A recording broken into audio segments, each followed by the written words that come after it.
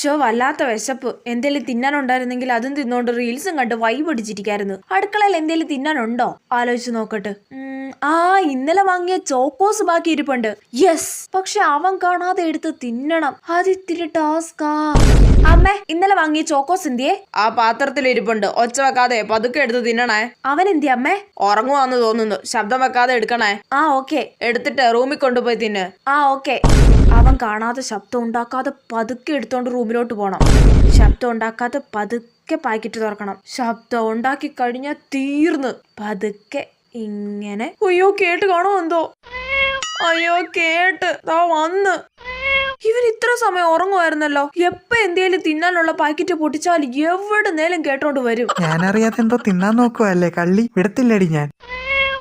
കരയണ്ട തരാം. ഇവനെ കൊണ്ട്